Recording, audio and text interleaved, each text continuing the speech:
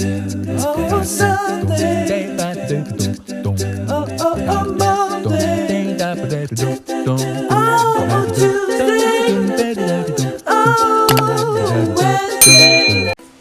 Nah, di video kali ini aku bakal bahas 2 weeks wait. Aku ngapain aja selama 2 minggu ini, selama nunggu hasil penentuan apakah positif ataukah hamil. Buat kalian yang belum nonton videonya, kalian harus nonton video selanjutnya. Jadi kalian tahu gitu kan, sebelum aku ngelakuin 2 weeks wait ini, prosedur-prosedur aja atau langkah-langkah apa aja yang aku sudah lakuin. Jadi aku mutusin untuk 3 hari benar-benar bed rest di atas tempat tidur aja. Kecuali kalau ke toilet, aku tetap ke toilet jalan sendiri gitu ya. Jadi 3 hari aku nggak ngapa-ngapain, cuma di tempat tidur, makan pun aku di tempat tidur gitu. Syukur dan alhamdulillahnya saat itu Kasen lagi libur juga gitu kan. Jadi cukup membantu karena memang maunya 3 hari ini benar-benar santai dulu gitu, jalan-jalan sedikit biar aliran darahnya lancar. Setelah itu balik lagi ke tempat tidur. Nah, di hari keempat aku tuh udah mulai nggak cuma di tempat tidur aja, tapi tempat tidur dan sofa gitu. Bersih-bersih rumah tetap dibantu sama Kasten karena aku tidak melakukan bersih-bersih rumah selama 2 minggu. Kalaupun masak, kalau nggak salah aku sampai hari 4 ke 6 kalau nggak salah aku beli gitu. Aku mesen, aku nggak masak, aku cuma beli masakan. Jadi tapi nggak bener-bener yang di tempat tidur aja, sedikit jalan-jalan gitu, terus sama duduk di sofa nonton TV, balik lagi tempat tidur ke sofa nonton TV kayak gitu. Di hari ke-8 rasa yang aku rasain itu sedikit jadi di hari ke-8 aku ngerasain rasa sakit kepala seperti migrain di sebelah kiri kalau nggak salah, iya. Terus aku juga mual, tapi mualnya nggak sampai muntah, cuma sekedar mual aja, tapi tetap bisa makan kayak gitu. Dan di sini aku pun nggak terlalu banyak beraktivitas, bersih-bersih, masih dibantu sama Karsten, jalan-jalan dikit biar aliran darahnya ngalir. Di hari 10 aku masih sakit, bahkan sakitnya lebih parah. Kalau misalkan di hari-hari sebelumnya sakit kepalanya cuma migrain gitu setengah, ini sakit kepalanya lebih parah. Yang aku rasain bukan migrain doang, tapi benar-benar sakit kepala. Terus mualnya pun parah. Kalau di awal itu mualnya nggak sampai muntah, tapi ini mualnya sampai muntah. Aku panik banget karena di hari ke-10 ini keluar flek darah.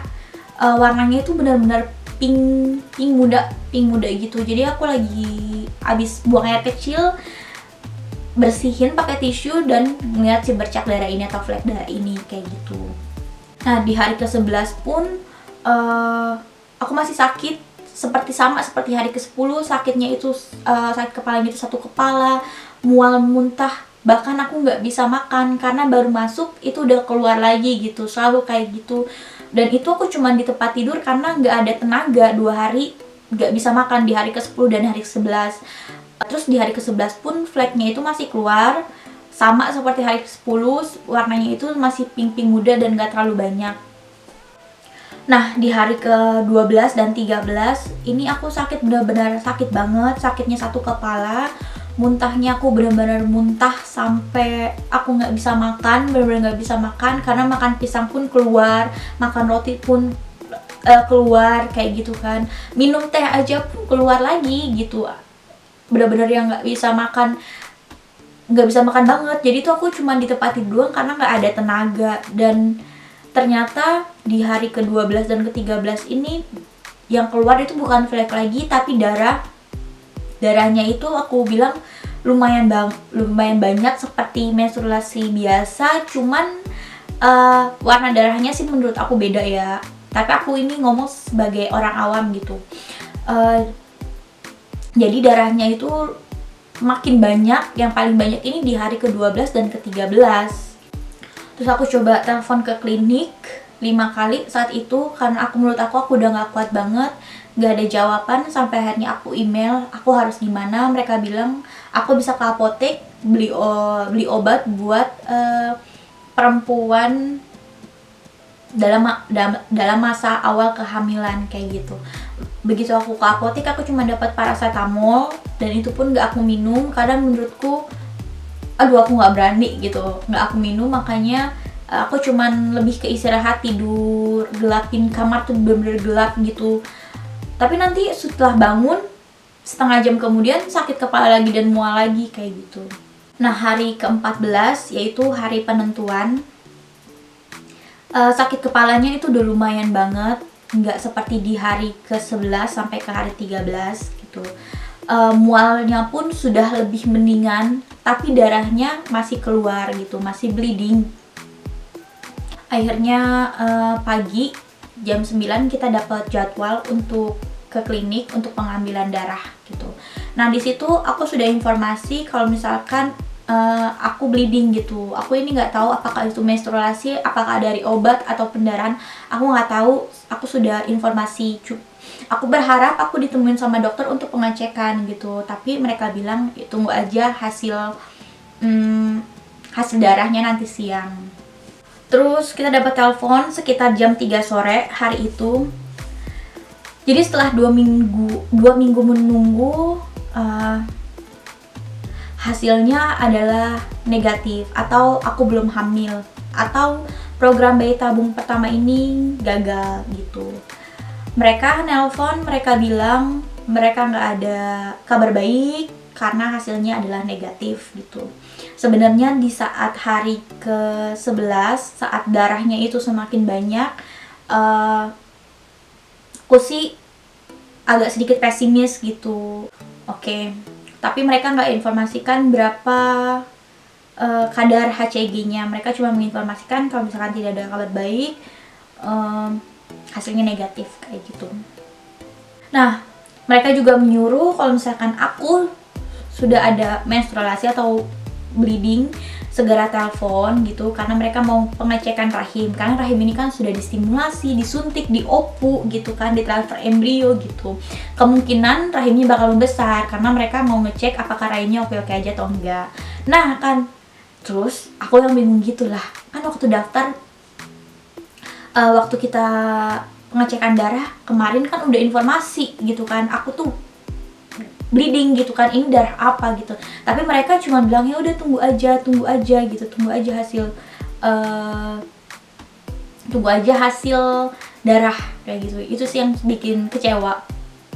Nah, akhirnya karena seperti biasa klinik ditelepon nggak ada yang angkat, aku kirim email, aku bilang aku mau pengecekan rahim aku, ini hari ke-6, darahnya hari ke-6 dan sudah mau habis. Dibalas sama dari pihak klinik, mereka bilang kalau mau lanjut program bayi tabung lagi harus di hari kedua menstruasi, bukan di hari ke-6. Padahal mereka bilang aku tuh harus ngecek rahim. Dan aku juga email buat pengecekan rahim, bukan buat ngelanjutin atau mencoba bayi tabung yang kedua gitu. Kalau ditanya rasanya gimana sih? Sedih banget. Jadi dari mereka info kalau misalkan cuma 1 embrio yang ada, itu tuh kecewa. Kecewanya bukan kecewa ke aku, bukan kecewa ketetapan Tuhan, bukan kecewanya mereka nggak ada informasi sama sekali sebelum embrio transfer gitu. Mereka menginformasikan saat itu juga, saat aku udah di ruangan beberapa menit sebelum embrio transfer. Kedua, saat stimulasi telur aku bilang, dok, telurku nggak terlalu besar ya, nggak terlalu banyak ya, kenapa gitu.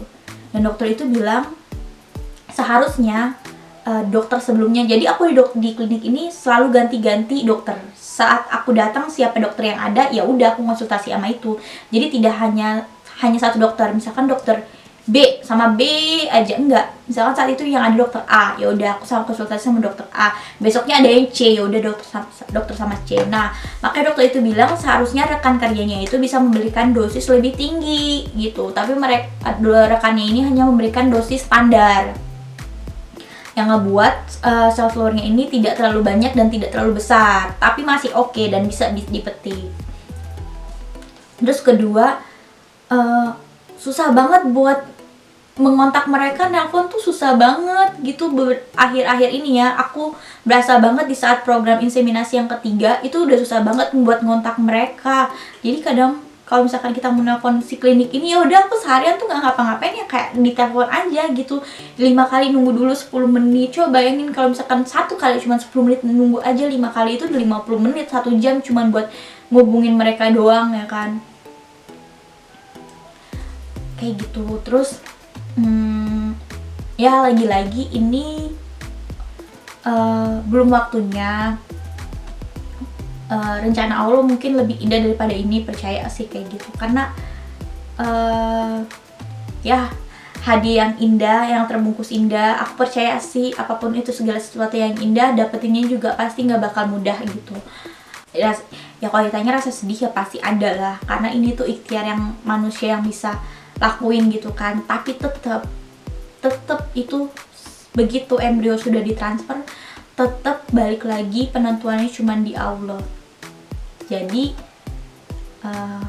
nggak ada rasa penyesalan.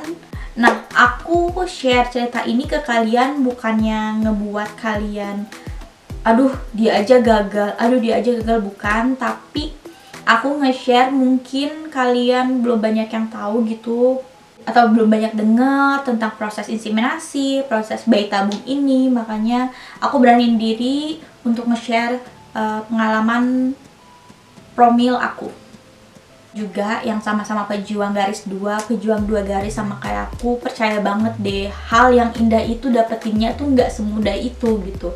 Aku percaya banget aku tuh ada sesuatu yang besar di balik ujian ini tuh, percaya banget. Jadi jangan pernah nyerah, tetap ikhtiar, tetap berdoa juga. Saya sih percaya indah pada waktunya. Makasih buat kalian yang udah nonton.